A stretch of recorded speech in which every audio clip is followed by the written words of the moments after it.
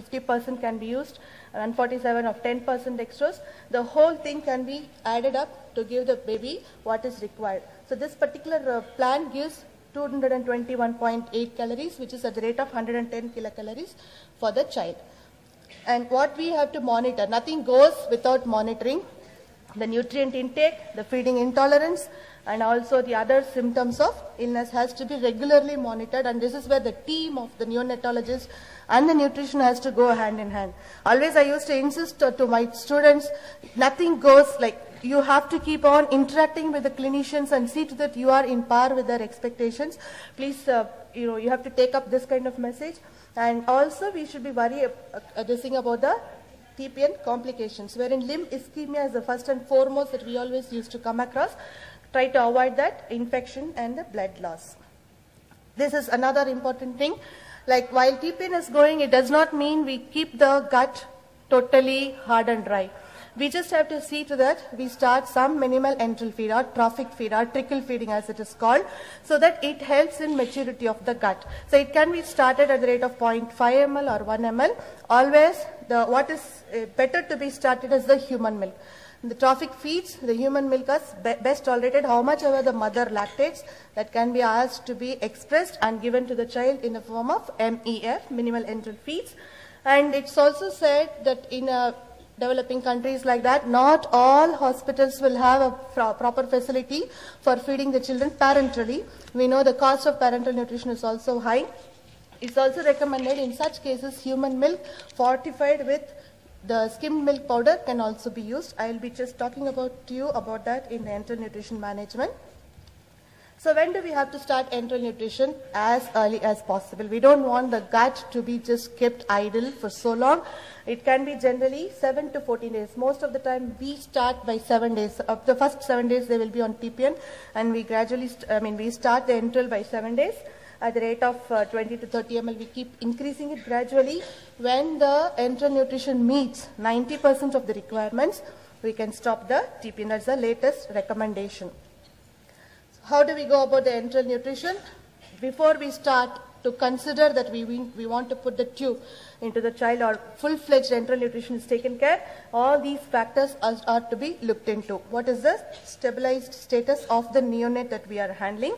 These are the roots of enteral nutrition. We have nasogastric and orogastric, but predominantly we use the orogastric because these neonates are basically nasal breathers. We don't want to go for nasogastric feeding.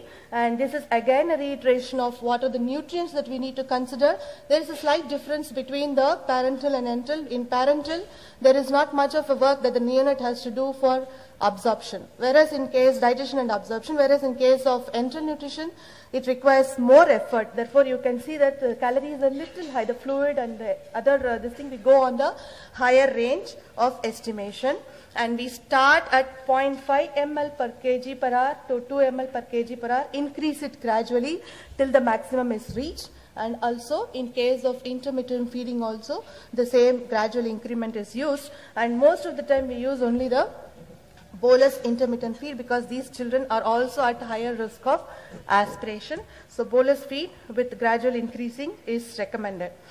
This is a child where we were handling. It is actually a child with short bowel syndrome. The child was operated and we were trying to feed the child with the prone position with the Ryle's tube feed on. And these are some of the examples of the formulas that we use. Human milk, no doubt, that's the best form of nutrition support. And there are also other formulas which is using human milk fortifier, but to my knowledge we don't have the human milk fortifier here, but we can use what is available, which I'll be just touching upon. Of late there is a company which has come with the premature formula also. What we have to look at is the source of the nutrients here and also the ratio of each of the nutrients that is being given to match the human milk. So human milk fortifier generally is considered to improve growth and also to reduce the deficiencies. This is what I was just telling, what we use. Many times we use the human milk with the formula at the rate of quarter scoop. We just start with that and then we gradually increase it. Sometimes we go to half scoop. Otherwise, once the baby is able to tolerate and the volume of the feed is increased, we stop adding the formula. And there is no special human milk fortifier that we use in our institution. It is any of the formulas that is normally used for a neonate is what we add. And if it is in water, there is a difference in the combination. If it is in milk, it goes as quarter scoop of the powder. If it is going to be mixed in water, 30 ml of water, we use 1/4 scoop, make it little more nutrient dense and feed the baby and gradually increase the feed rate for the child. Then we have to monitor how the baby is tolerating. You need to see to that human milk is regularly used and most of the cases we are able to get from the mother express breast milk because it is encouraged because it helps to protect against NEC, reduces intestinal permeability, and it is also having a better tolerance and rapid gastric emptying time. Then also needless to say to the group of nutritionists here, emotional bonding. So always what we do is once we reach the goal also we allow once the child is mature enough to suck and swallow, non-nutritive sucking is encouraged. So we allow the child and mother to be together. Most of the time, night we give the express breast milk.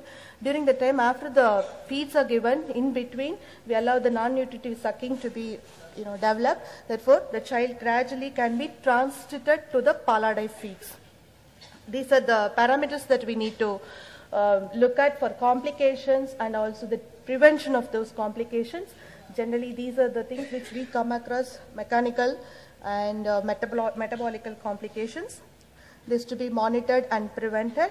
And this is, as a nutritionist, very important to monitor the growth.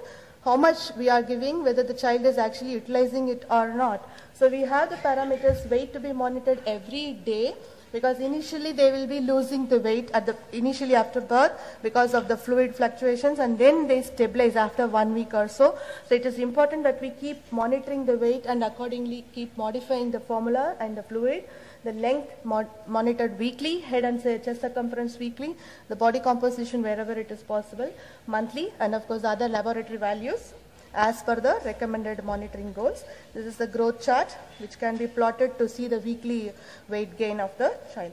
And this is something what the chairperson was telling in the beginning, to avoid overfeeding or underfeeding. As long as the child is in the neonatal ICU, it is the team of the doctors and the nutritionists who are going to take care and see to that the child is maintained a particular rate of weight gain.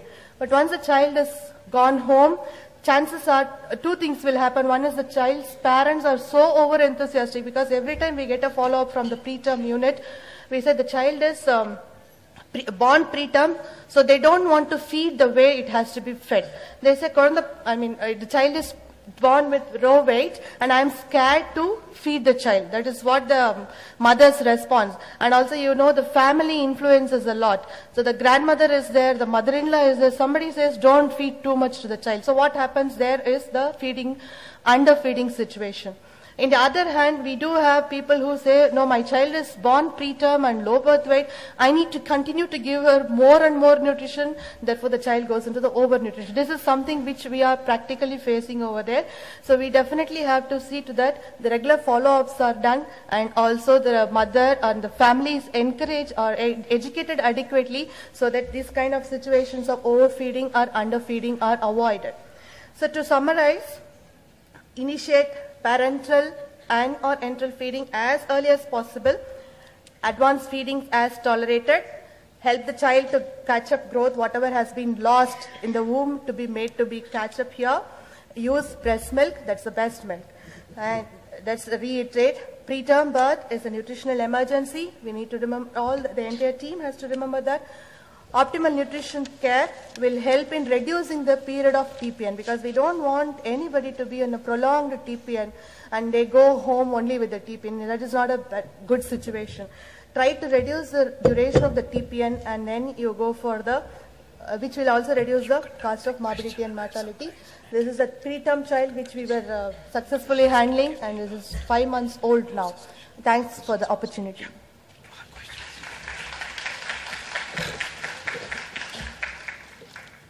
Thank you, Dr. Hema Malini, for a very lucid and crisp talk on a very complicated topic. I'd like to invite some questions or comments from the audience. Yes, Dr. Malini.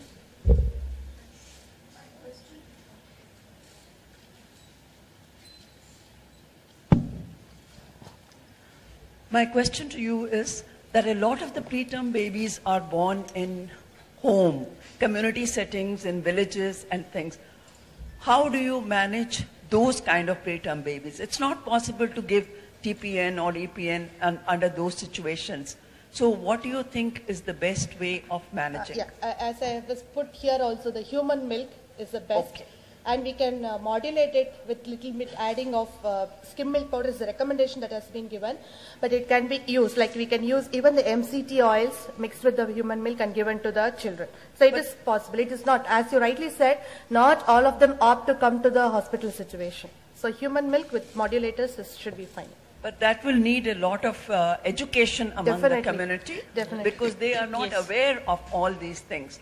And the other thing is that in a hospital you can control the temperature environment. In a home, what are you going to tell them? Because they need to be preserved in terms of temperature control. Kangaroo mother care, because even in the ICUs, once the child is sort of developed better, it does not require more of ICU setup, we always encourage the kangaroo mother care.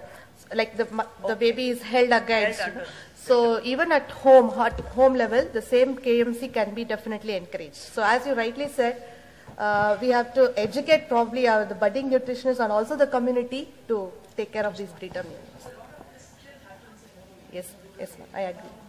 Ma'am, I would like to ask, if we are fortifying the breast milk with MCT, should we also add some amount of LCT, or the LCT content of breast milk is enough for the baby? Yeah, LCT at the time, say there is a different variation in the LCT right from the time of birth of the child as the lactation improves. But it is said it is acceptable and we can modify it more with the MCT.